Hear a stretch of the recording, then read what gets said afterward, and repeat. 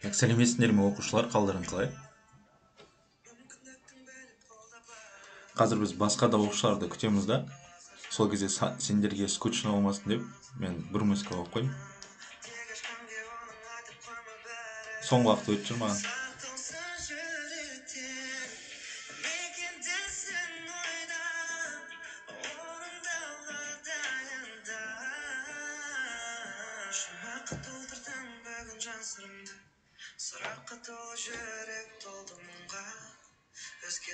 Сәлеметсіңдер ме? Енді қосылып жатқан оқушыларға.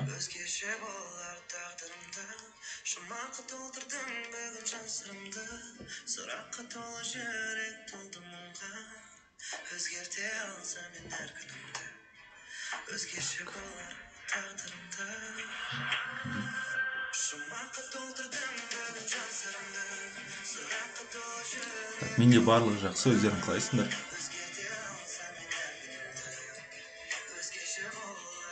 Қазір тағы да күтейік оқушыларымызды.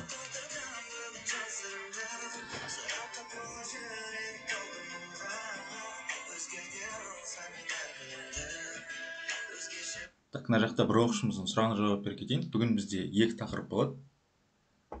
Ол тақырыптар 9 сыныптың кітабын өздерің ашып алсаңдар болады. 1917 жылғы ақпан революциясын өтеміз, Қазақстанға тигізген әсері. Сосын екінші тақырып ол алаш қозғалысы. Бірақ алаш қозғалысын өткен кезде біз алаш автономиясын и Түркістан автономиясын сол тақырыптармен бірге қарастырамыз.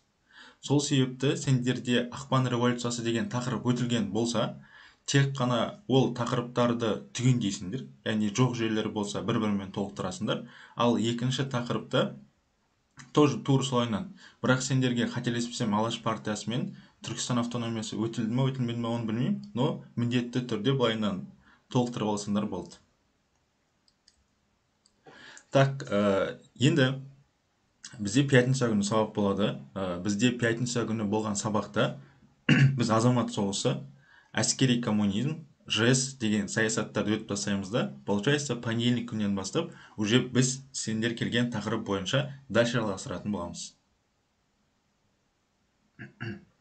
Хорошо, өтілген болса ештеңе етпейді, сендерде ең маңыздысы просто ол тақырыптармен байланысты түсініп алсаңдар, и бізге дальше индустрияландыру, ұжымдастыру деген тақырыптан кейін алып кету оңайырақ болады негізінен. Хорошо, оқушыларымыз қосылып жатыр екен, онда біз бүгінгі сабақты бастаймыз.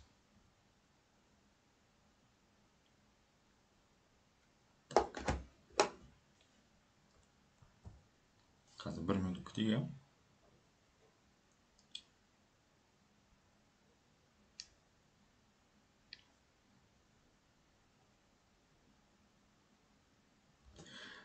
Негізінен жасыл кітап бойынша сұрақтар алдыңғы жылғы база бойынша келеді. Осы жерде біз ескеріп кетейік.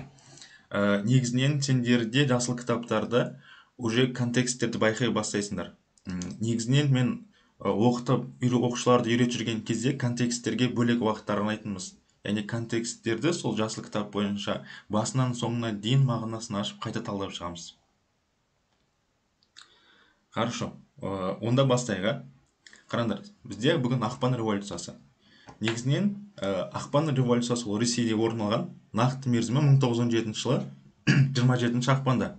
Енді бізде бұл жерде буржуазиялық демократиялық революция деп аталынады ақпан революциясы, бірақ кейбір оқушыларымыз бұл терминнің мағынасын түсінбейді негізінен. Жалпы демократия деген ол бізде теңдік дегенді білдіреді. Біз алдыңғы сабақта айтқан болатынбыз, Ресей мемлекетінің қоғамында бізде феодалдық қатынас болған. Осы феодалдық қатынасты жою үшін, билік жүйесінен тепе-теңдікті талап ету үшін Ресей мемлекетінде төңкеріліс болады. Революция деген түсінік ол төңкеріліс. Енді бұл Қазақстан тарихының тақырыбы болғаннан кейін, бұл оқиғаның Қазақстанға тигізген әсері қандай болады?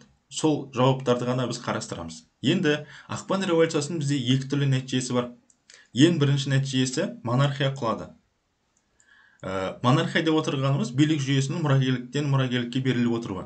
Енді 1917 жылы ақпан революциясы бойынша биліктен кеткен әулет десе, біз Романовтар әулеті деген жауапты белгілейміз. Ал егер де сендерде ақпан революциясы нәтижесі бойынша биліктен кеткен кім десе, екінші Николай деген жауапты белгілейміз. Екінші Николай. Екінші Николай. Енді бізде Ақпан революциясының екінші нәтижесі келеді, қос үкімет орнады.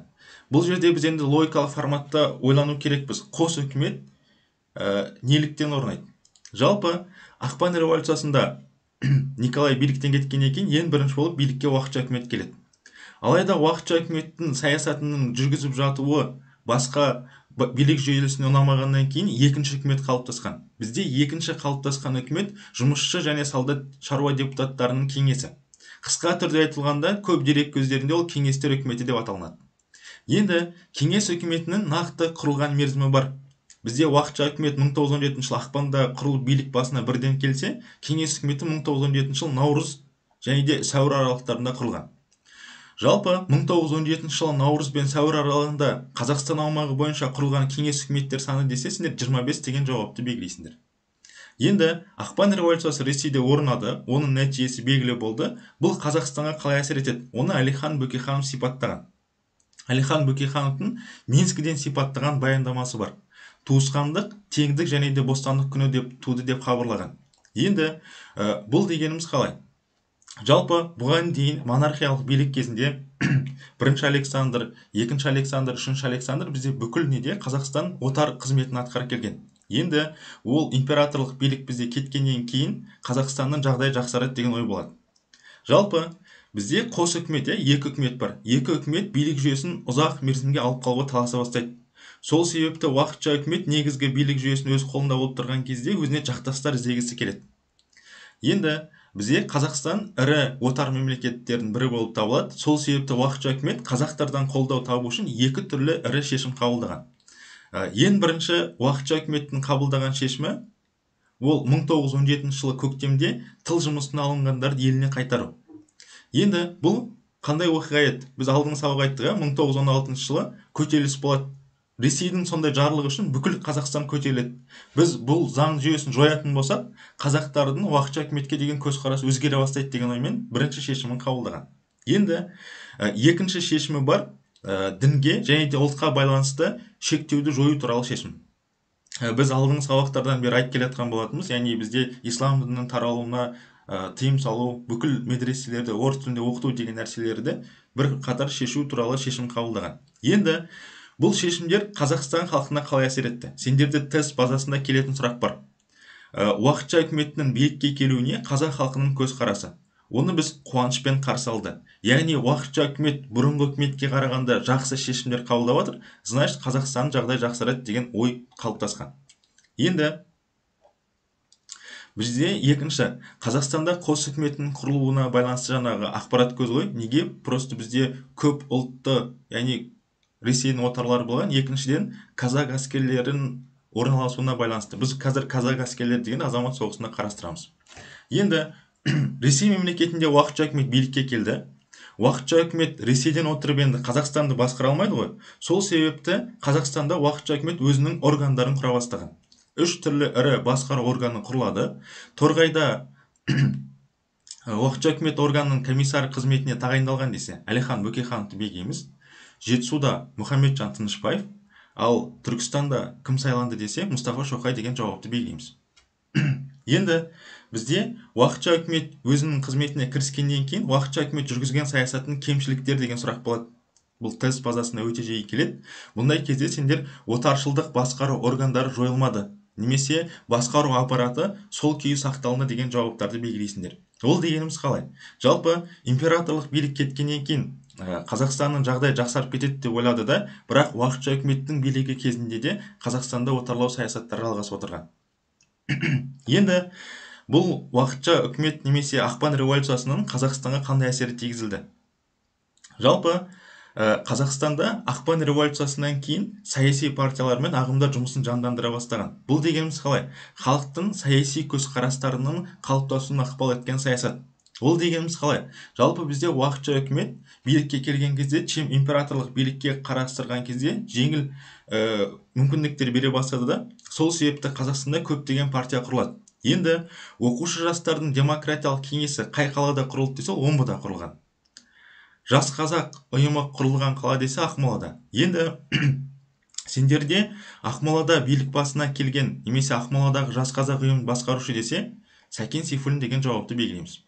Енді Бізде Петропавлда 2 ұйым құрылған, бірақ біз бұны ескеру керекпіз. Егер де Петропавлда құрылған жастар ұйымы десе, сендер талап деген жауапты белгілейсіңдер. Ал егер де бізде Петропавлда құрылған жұмысшылар ұйымы дейтін болса, яғни тыл жұмысынан оралғандар құрылған ұйым десе, онда сендер жас арбагештер деген жауапты белгілейміз. Сол себепті екеуін шатастыра алмаймыз. Енді Верныйда құрылған ұйым десе, қара жұмысшылар, ал Жанарда Семей деген ұйым құрылды. Бұл жерде бізде ескеретін нәрсе, мына жақта құрылып жатқан ұйымдардың барлығы 1917 жылы құрылған. Сендерде кейде мындай сұрақ болады, ақпан революциясының кезінде жастар ұйымдары құрылған қалалар десе, просто сендер Ақмола, Петропавл дегенде жауап беріп қояды. Бүкіл бір мерзімде құрылған. Енді бізде өте жиі келеді, Сергеевпілде немесе Аягөзде құрылған ұйым деп келеді. Сол кезде сендер солдаттардың орыс мұсылман ұйымы деген жауапты белгілейсіңдер. Кейде солдаттардың орыс мұсылман ұйымының құрамында мүшелік ететін адамдар саны деген сұрақ болады. Сендер сол кезде 800 деген жауапты белгілейсіңдер. 800 майдангер солдатпен тыл жұмысында алынғанда қазақтар құрылған ұйым десе, осы жауапты белгілеу керек боласыңдар. Енді бұдан бөлек бізде Спасскте құрылған ұйым Жас жүрек. Ал қазақ жастарының революцияшыл одағы ол сол мерзімдегі ең ірі ұйымдардың бірі болған. Ол 2 аумақта құрылады, Әулиеата және Меркіде. Егер де сендерде бұл ұйымдардың ұйымдастырушысы немесе оның бастауында тұрған десе, сендер Тұрар Рысқұлов деген жауапты белгілейміз. Біз алдыңғы жолы 1916 жылы көтеріліс кезінде Тұрар Рысқұловқа байланысты ақпарат айттық, яғни қарулы қақтығысты қолдаған зиялылардың ішіндегі ең басты тұлғалардың бірі болған. Енді бізде 1917 жылы нақты мерзімі келеді. Бұл ұйымның сол себепті мен тіркеп қойдым. 1917 жылы 17 наурызда Ташкент қаласында құрылған ұйым, ол Шури-ислами ұйымы. Шури-ислами ұйымы деген кейде вариант жоқ болатын болса, бұның қазақша аудармасы Ислам кеңесі деп аталынады. Енді бұл ұйымның басшысында тұрған бізде Абдурашид Ханов. Ал егер де Шури-ислами ұйымына белсенді болған дейтін болса, 3 түрлі тұлға бар, бірақ 2016 жылғы базадан бастап всегда вариантта только Мұстафа Шоқай келеді негізден. Мұстафа Шоқай. Бірақ біз басқа варианттарды жаттау керекпіз, яғни Кари және де Темірбеков. Енді бізде Шури-ислами ұйымы негізден 20 ғасыр бас кезінде Түркістан генерал-губернаторлығы құрылды, сол аумақта құрылған ірі ұйым. Бұл бастапқы кезде саяси партия болып құрылады, алайда бұл бөлікте дінбасылар жеке дара бөлініп кетеді. Шури-ислами ұйымынан бөлініп кеткен дінбасылар кеңесі дейтін болса, біз Шури-улема деп атаймыз. Қазір бұл Шури-улема деген ұйымды біз Түркістан автономиясы деген бөлікте ашып айтатын боламыз. Ақпан революциясында берілген ақпарат бойынша сендер Шури-ислами ұйымы Ташкентте құрылды, бөлініп кеткен дінбасылар кеңесі Шури-улема. Осы ақпараттарды білсеңдер жеткілікті. Енді мен қазір осы тақырыптың төменгі бөлігіне орналастырған терминдерді қойып қойдым. Біз жаңа айттық, буржуазиялық демократиялық революция ол әлеуметтік революция, яғни халықтың жағдайын жақсарту үшін болып жатқан төңкерістердің бірі. Ең негізгі мақсаты билік жүйесінде феодалдық қатынасты немесе феодалдық құрылысты жою. Біз алдыңғы жолы айтқан болатынбыз, феодал ол ірі жер аумағында иелік ететін адамдар. Олар қарапайым шаруаларға өздерінің биліктерін жүргізіп отырған. Енді бізде әрбір тақырыптың соңын қарайтын болсаңдар, негізінен әрбір белгілі тұлғалардың өмірбаяны беріледі. Именно Мұстафа Шоқайға байланысты келетін сұрақ бар. 1890-1941 жылдары өмір сүрген Түркістан автономиясының басшысы деп келеді. Сол кезде сендер өмір сүрген жылдары арқылы Мұстафа Шоқай екенін анықтау керексіңдер. Одан бөлек сендер 19-20 ғасыр кезіндегі білім беру орталықтары кезінде Санкт-Петербург аумағында немесе университетінде білім алған тұлға дегенде Мұстафа Шоқай деп жаттаған болатын түгісіңдер. Енді біз қазір осы тақырыпқа байланысты тест тапсырмаларын орындайық. Одан кейін мен сендердің комментарийлерін қарап, сұрақтарына жауап беретін боламын. Енді бірінші сұрақтан бастаймыз. Ресейдегі 1917 жылғы ақпан революциясының нәтижесінде қандай оқиға болды?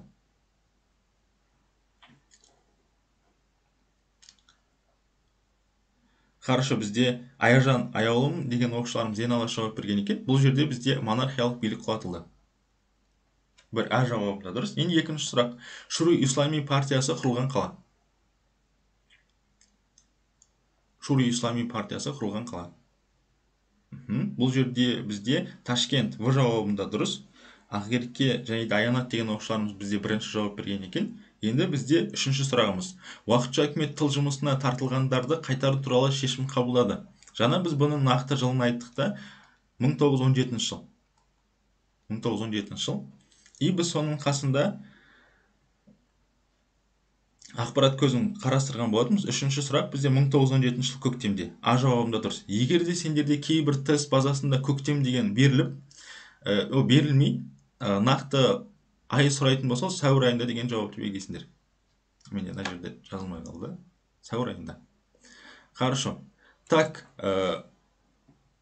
қазір біз ақпан революциясына байланысты ақпараттарды қарастырып шықтық. Бұл тақырыпқа байланысты түсінмей қалған сұрақтарың болса, комментарийге жазсаңдар болады. Одан кейін біз келесі тақырыпты бастаймыз.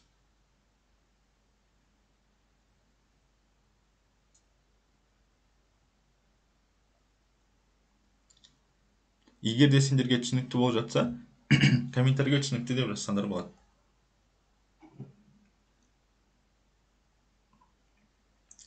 Біз енді қазір қиындау тақырып бастаймыз.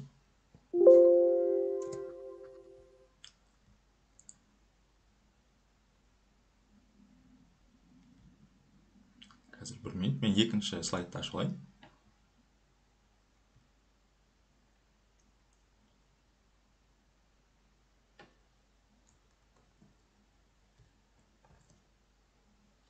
Так, біздің келесі тақырыбымыз ол алаш қозғалысы және де қазақтардың ұлттық идеясы. Бұл сендерде кітапта 6-7 параграфтер ғой деймін.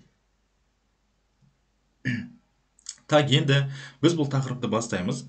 Жалпы сендерде алдыңғы жылы ұбт тест базаларында өте жиі келген сұрақтардың бірі 20 ғасырдың басында қазақ халқын біріктіру мен болашақта мемлекеттік дәстүрін қалпына келтіруді көздеген қозғалыс деп келеді. Ол алаш қозғалысы. Сендерде нақты сұрақ келеді, алаш қозғалысын құру идеясы қашан қалыптасты деп. 20 ғасырдың басында деп тұр қой, ол нақты 1905 жылы қалыптасқан идея. Егер де алаш қозғалысының қалыптасу идеясы 1905 жылы деген вариантта жоқ болатын болса, сендерге оқиға бойынша береді. Сендер ол уақытта алаш қозғалысының құру идеясы бірінші орыс революциясында қалыптасты деген жауапты белгілейсіңдер. Немесе біз оны 1905 жылы жазылған қарқаралы петициясы арқылы варианттардан сол тақырып бойынша білеміз. Енді алаш қозғалысының бастауында тұрған десе, сендерде обобщенный түрде қазақ зиялылары деген жауапты белгілейсіңдер. Нақты үш түрлі бізде тұлғамыз бар. Енді бұл алаш қозғалысы қалай пайда болды, және де ол алаш автономиясына қалай айналды деген сол сұрақтарға біз қазір жауап береміз. Жалпы 1905 жылы Ресейде бірінші орыс революциясы болады. Сол кезде Ресей билігіне қарсы өте көптеген наразылықтар көбейгеннен кейін Ресей демократиялық жүйелерді орнатуға тырысады. Сол қадамдардың біріншісі 1905 жылы Ресей сөз және де баспасөз бостандығын жариялаған.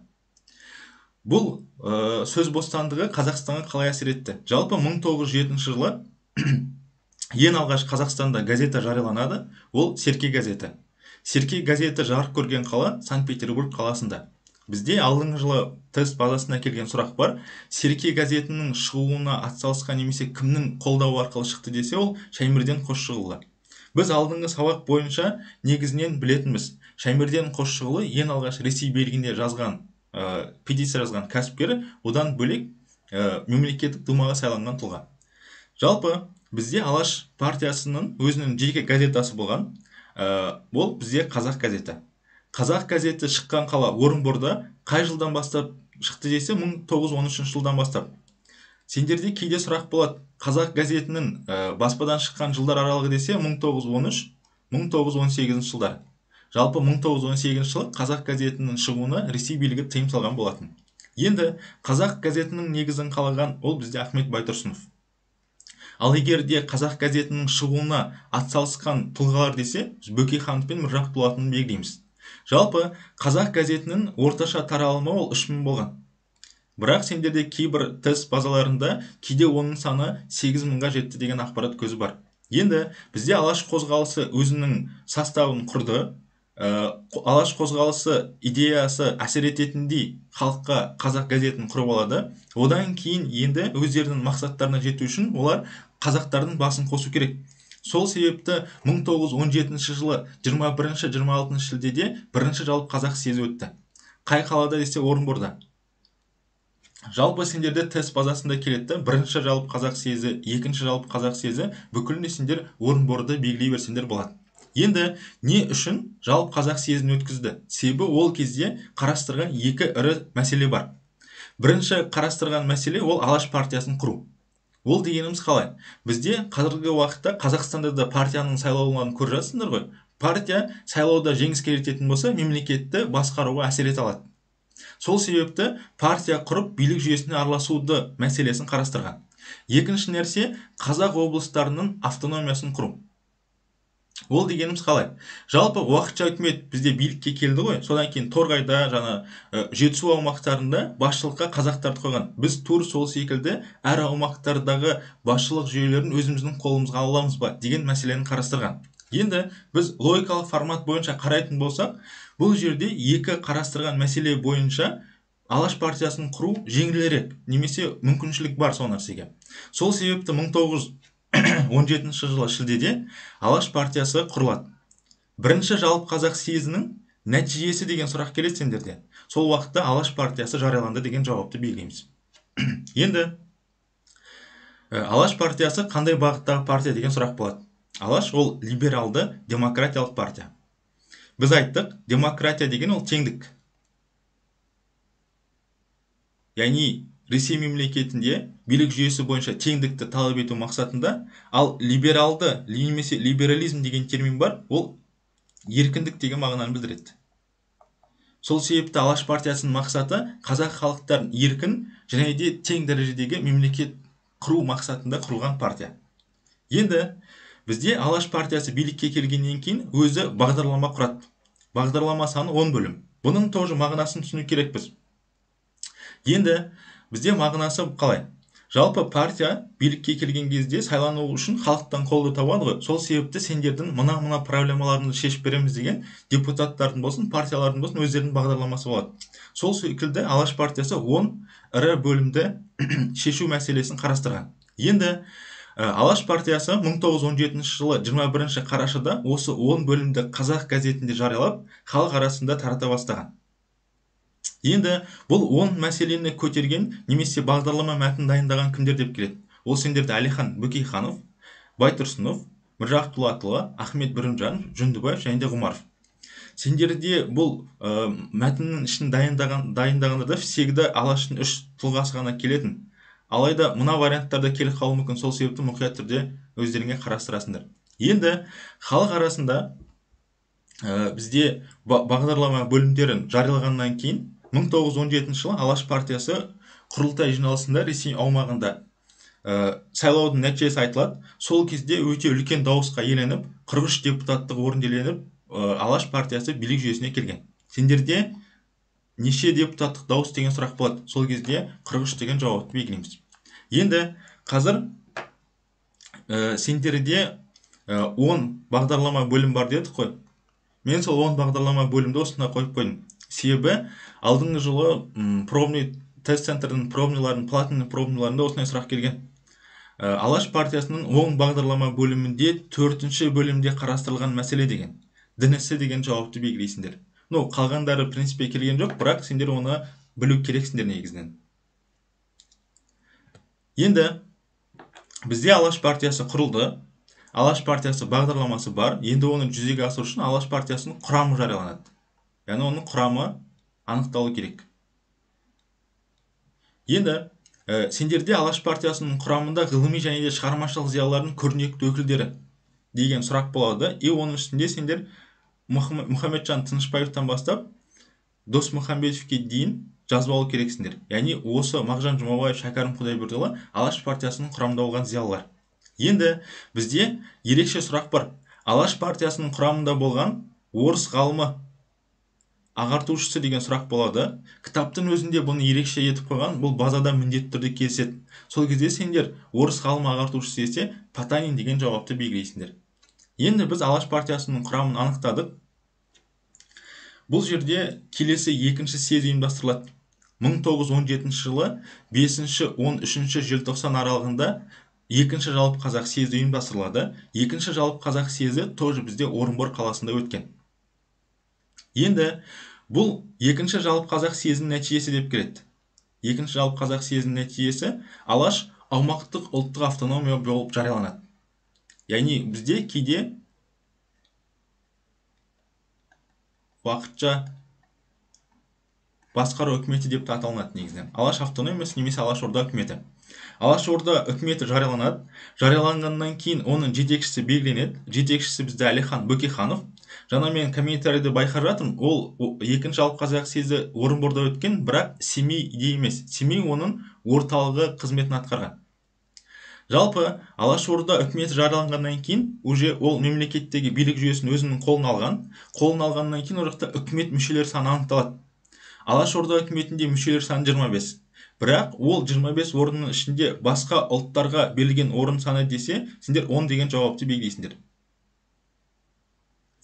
Енді біз қазір неліктен бірінші, екінші Алаш жалпы қазақ съездері өтіп жатыр, оны қазір мен мына жаққа бос орын қалдырып қойдым да, сол жерге сендерге мұқият түрде байланыстарын түсіндіріп беремін. Дәл қазір осы кезде сендер өздерінің кураторларына скрин жіберіп алсаңдар болады. Себебі біз қазір Алашорда үкіметінің келесі бөлігінде кішкене қиындау ақпараттарды қарастырамыз. Мен сендерге 2-3 минут уақыт берейін. Қазір эфирдің скринін өздерінің кураторларына жіберіп алыңдар.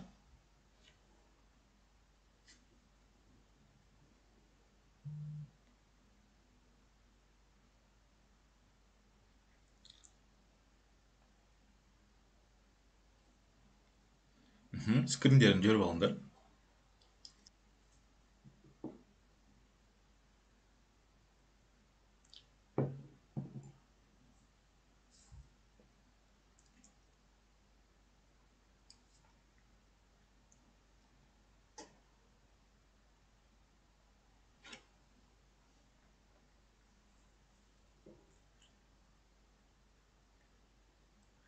Так, негізінен мен байқап жатырмын, жалпы оқушылар бұл тақырыптарды өтіп тастадық деген оймен негізі сабаққа қосылмай жатыр.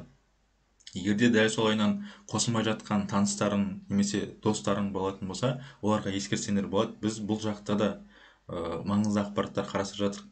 Просто тақырыптарды бір рет өттім, ол маған жеткілікті деген мышление тоже қате негізінен.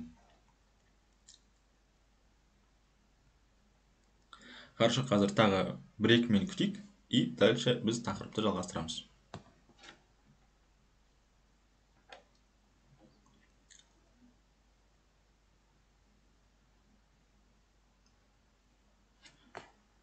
Так, қазір мен мына бөлікке бірінші сендерге түсіндіріп кетейін.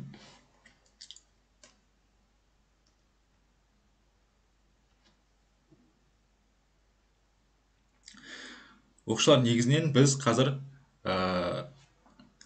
қазан төңкерілісін келесі сабақта өтеміз да, жалпы сендерде мынандай нәрсе бар. Қазір бізде уақытша үкімет, мен қысқартып жазып қойдым.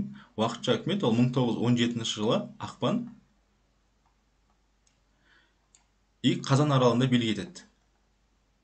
Енді уақытша үкімет бізде құлайды. Уақытша үкімет құлағаннан кейін билікке кеңес үкіметі келеді. Кеңес үкіметі 1917 жылы қазанда билік басына келген.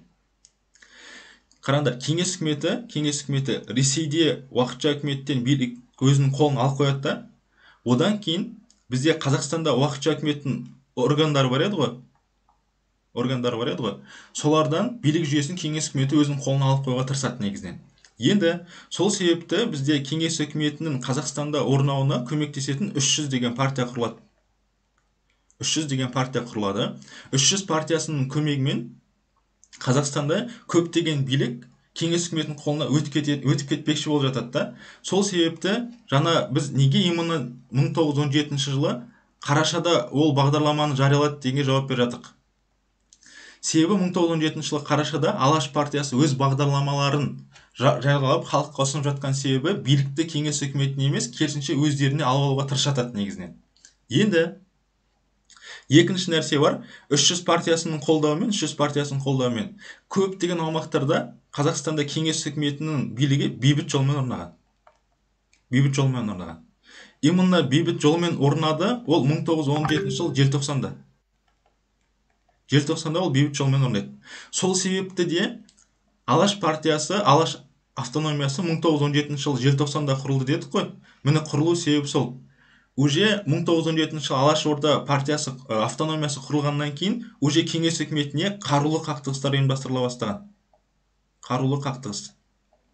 Сол себепті де қарулы қақтығыстардың ішінде ең үлкен зардап шегуші территориялардың бірі ол Семей болған.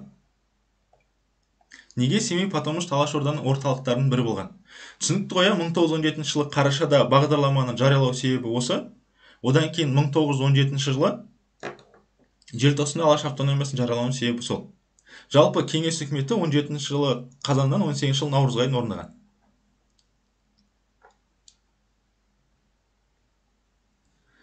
Так, қазір Аяжан оқушымыздың сұрағына жауап бере салайын. 1922 жылы КСРО одақ құрылған. Айтпаймын, ол үш жүздің партиясы. Хорошо, оқушыларымыз бұл тақырыптарды өзіне керек емес деп морт ойлап жатқан шығар, бірақ мен қазір эфирдегі оқушыларға дальше жаңа ақпараттарды түсіндіретін боламын. Қараңыздар, енді біз Алаш партиясы, Алаш қозғалысы қалай құрылды, ол партияға қалай айналды, автономияға не үшін айналды деген сұрақтар жауап бердік. Енді бізде кеңес үкіметі, яғни Ленин бастаған үкімет толыққанды билік жүйесіне келгеннен кейін қандай оқиға болды? Енді азамат соғысы.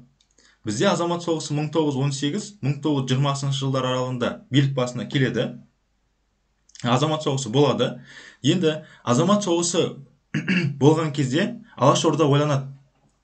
Мен кеңес үкіметіне көмектесем ба, немесе оларға қарсы тарап қалма деп. Сол себепті Алашорда ең алғаш кеңес үкіметімен келіссөздер жүргізуге тырысады. Бірақ кеңес үкіметімен жүргізуге тырысқан себебі ол нәтижесіз тұрғыда болған. Кешіріңіз.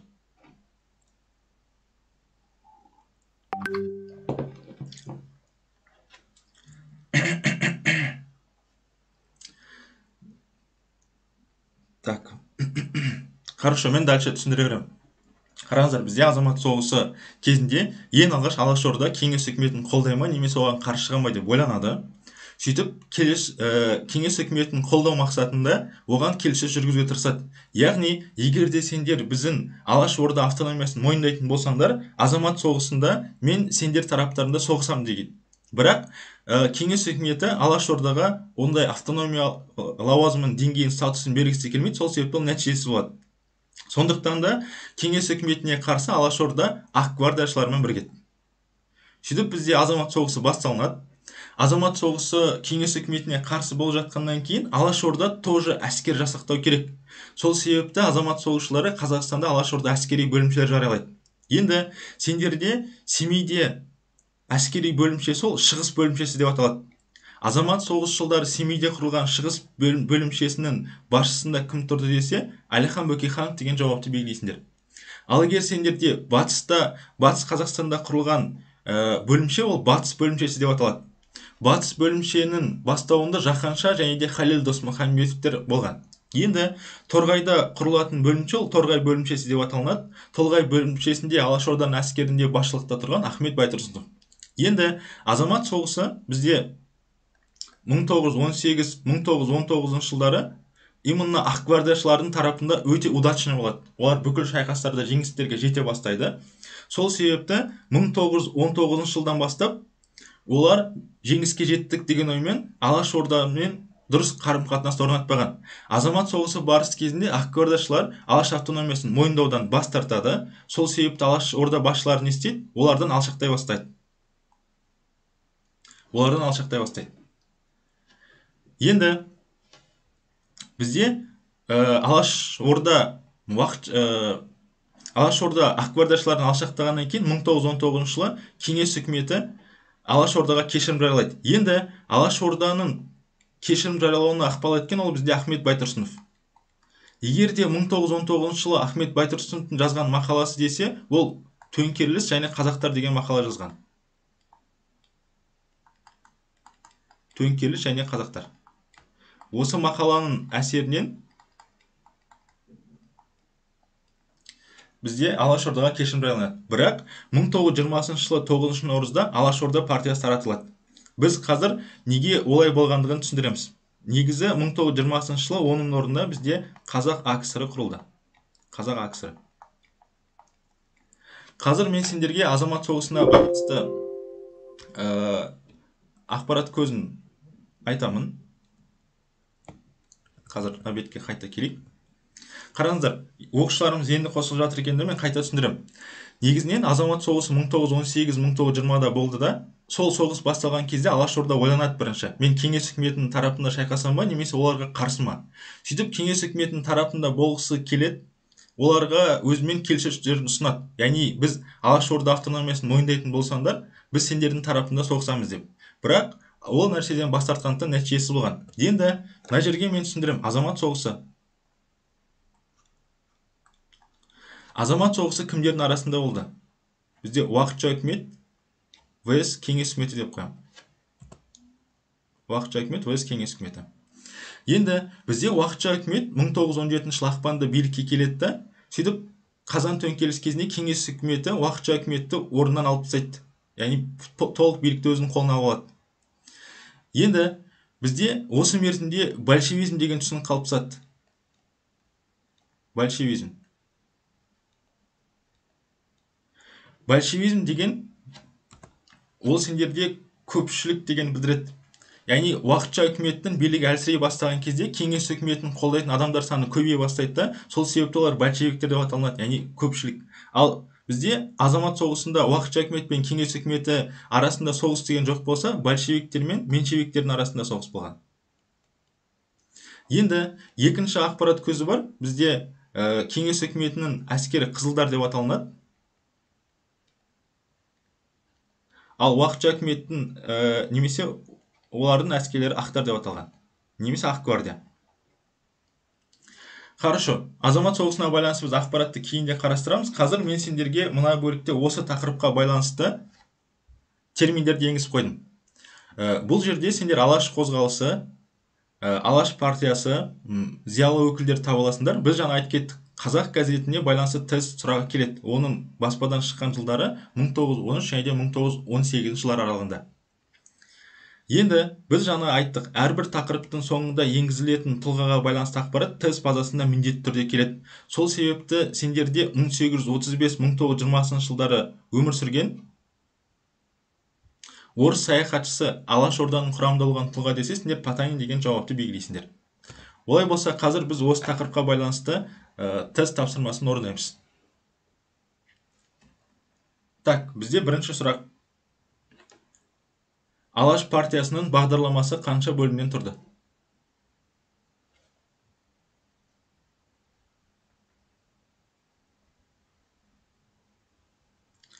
Дұрыс, ол бізде 10 бөлімнен тұрған. Г жауабында дұрыс. Бізде Данагүл оқушымыз, Қарақат және деген оқушыларымыз бірінші жауап берген екен. Енді 1917 жылы 21-26 шілдеде бірінші жалпы қазақ съезінде қарастырылған мәселе. Екінші сұрағымыз. Хорошо, бұл жерде дұрыс жауап бізде В. Қазақтың Алаш деп аталатын саяси партиясын құру. Бұл жерде бізде Ақерке Совет оқушымыз бірінші жауап берген екен. Басқа да оқушылардың ответін көріп жатыр. Енді үшінші сұрақ. Алаш партиясы бізде 1917 жылы шілдеде құрылды. А жауабында дұрыс. Мен Қарақаттың ответін бірінші байқадым ғой деймін. Так, Алаш партиясы 1917 шілдеде, ал Алаш автономиясы 1917 жыл желтоқсанда. Хорошо.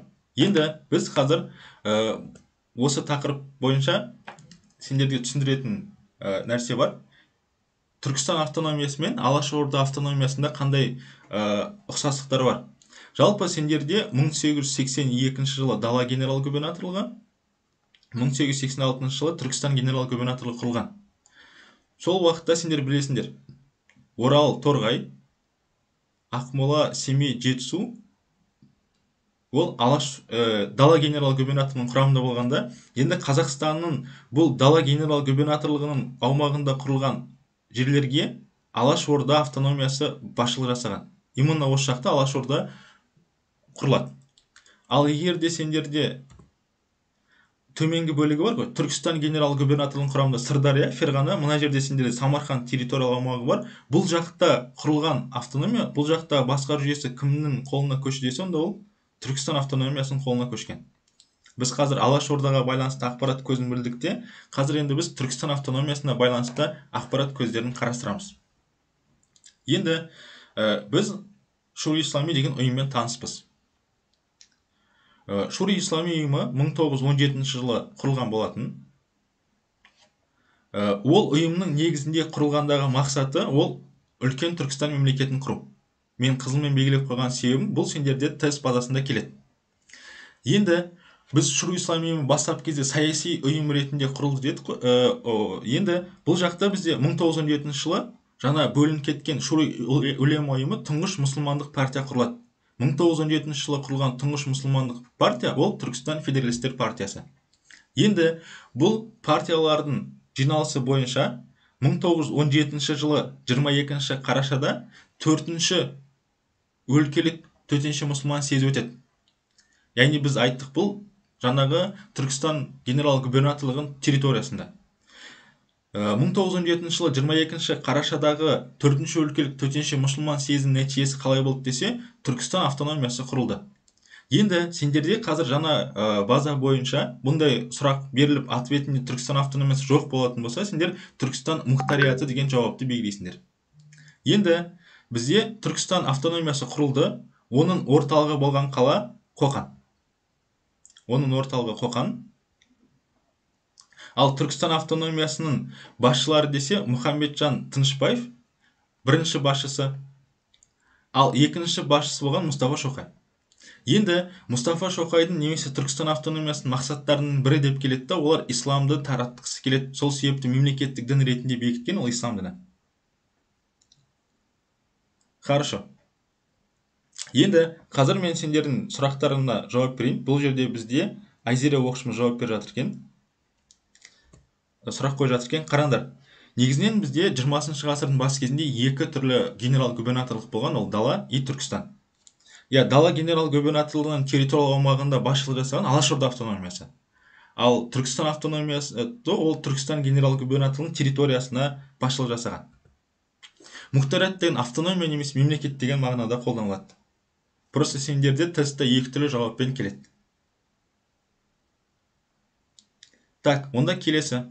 Енді біз жаңа сендер Қазан төңкерісін білесіңдер. Қазан төңкерісінде 1917 жылы қаңтар мерзімінен бастап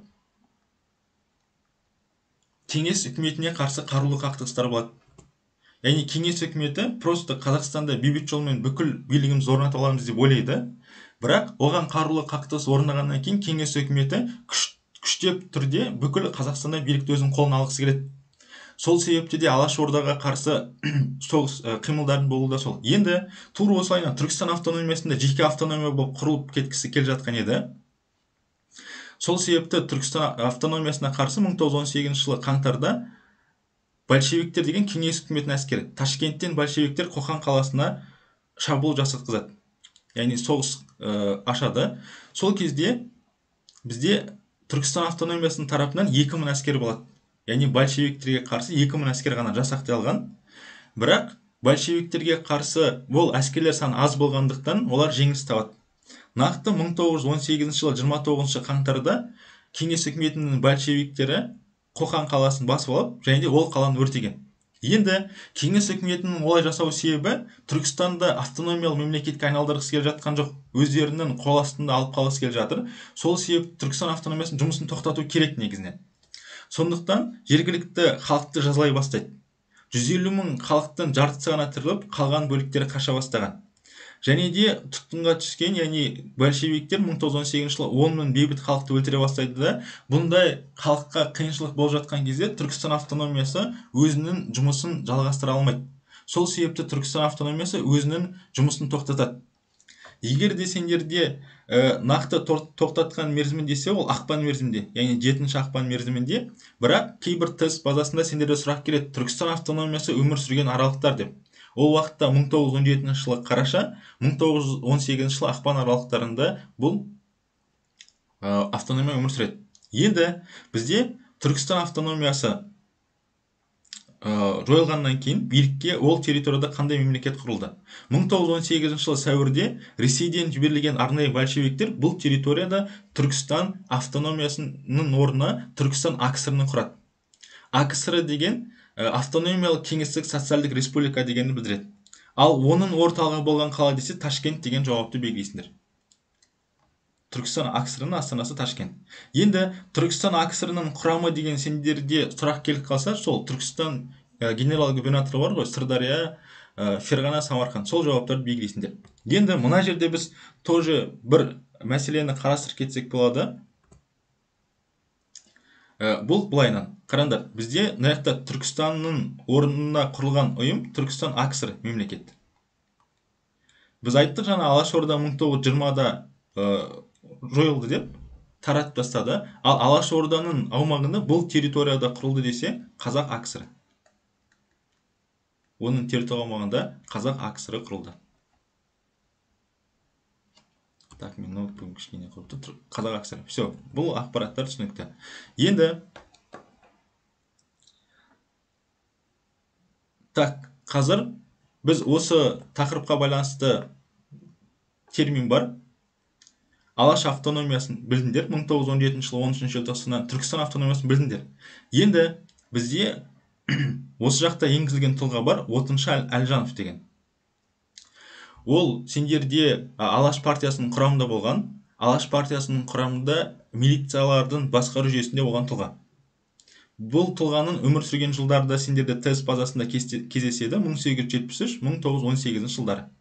Қазір біз бірінші тест тапсырмасын орындап алайық, одан кейін барып сендермен бірге сұрақтарды талдайтын боламыз.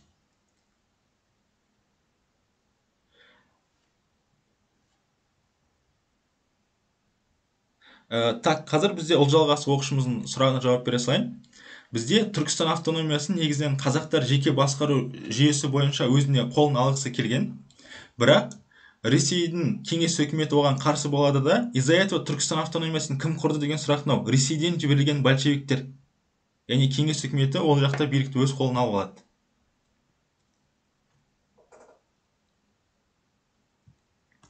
Хорошо, енді қазір мен келесі оқушымыздың сұрағына жауап бере салайын. Ол сұрақ мынандай. Түркістан АКСР мен Түркістан автономиясының қандай айырмашылығы бар дейді. Негізінен автономия деген ол жеке дара бір мемлекеттің қол астында болады, бірақ өздері басқару жүйесінде болады да, Ресей ол нәрсеге мүмкіндік бермейді негізінен. Түркістан АКСР автономиялық кеңестік социалдық республикасы ретінде құрып береді. Неге? Себебі Қазақстан аумағынан Ресей билігіне қарсы наразылық көтерілістер өте көп болады. Ондай көтерілістерді тоқтату үшін автономиялы республика деген статус өздері береді. Қазақ АКСР міне сен бола ғой, Түркістан АКСР сен бол деп, олар арнайы өздерінің статустық деңгейін берген. Хорошо, енді қазір тест тапсырмасына байланысты. Сендер уже ответ беріп тастаған екенсіңдер. Алаш автономиясының орталығы болған қала ол бізде Семей. Дұрыс, бізде бір А жауабында дұрыс. Енді Жетісу жерінде Алашорда милициясын құрып жасақтаған десе, все, В жауабында дұрыс. Қазір енді үшінші сұраққа жауап берсіңдер. Орынборда екінші жалпы қазақ съезі қай мерзімде болды? Дұрыс, ол бізде 1917 жыл желтоқсанда, 5-13 желтоқсанда болған. Г жауабында. Хорошо, ответтерімді көрдім. АКСР дегенде кеңес өкіметінің басқаруында болған. Мысалға сендер Қазақ АКСР деген өтіп кеттіңдер ғой. Қазақ АКСР-ның басшысында Мендешев, Радус Янкович деген секілді тұлғаларды олар өздері белгілеп отырған. Хорошо, онда қазір тақырыпқа байланысты сұрақтарың болса, осында қоямыз. Сол сұрақтарды талдайық, одан кейін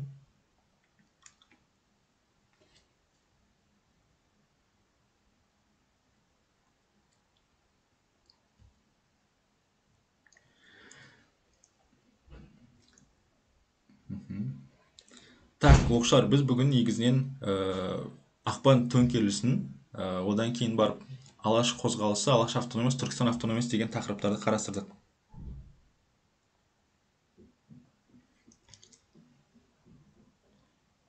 Сендердің негізі қазіргі келген тақырыптарыңды дальше жалғастыруларды күтіп жүргендеріңді білем негізінен.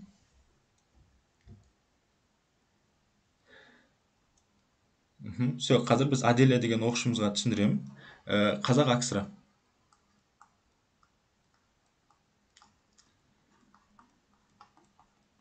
Қараңдар, біз келесі сабақ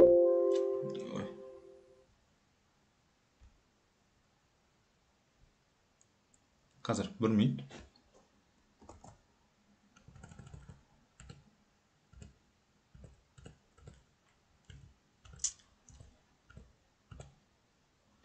Қараңдар, негізінен біз қазақ акср деген өтеміз, бірақ оны біз келесі сабақ қазан төңкерісі мен азамат соғыстарын өткеннен кейін. Негізінен азамат соғысы кезінде тағы бір басқару жүйесі бар, ол 1919-да құрылған.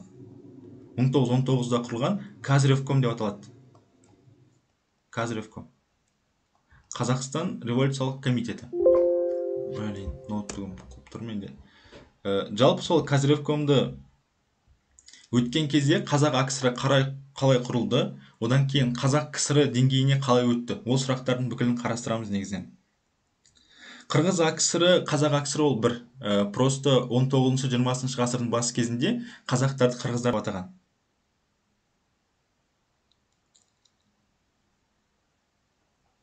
Так, мен сендердің смс-теріңді оқып жатырмын. Сұрақтарың болса, осында қойып алсаңдар болады. Бізде қараңдар, тағы бір түсіндіріп кете салайын. Пятница күнгі сабақта бізде қайталау болады. Қазан акср, азамат соғысы деген тақырыптарды қарастырамыз. Қазан төңкерісі. Одан кейін уже біз келесі аптадан бастап сендер келген тақырыптардан дальше жалғастырамыз. Азамат соғысы деген негізі өте қиын тақырып. Оны прямо бір жақсылап түсініп алсаңдар, қайсының байланысы қайсымен болып жатыр. Уже вообще қиындық болмайды негізі басқаларда. Енді сендерде тағы да қосымша сұрақтар болса, чатқа жазсаңдар болады. Жалпы мен бүгін сол чатта сендермен сөйлесе аламын. Сол себепті сұрақтарының қалған бөліктерін сол жақта қарастырамыз. Онда бүгінгі сабақ сендерге түсінікті болды деп ойлаймын. Сау болыңдар.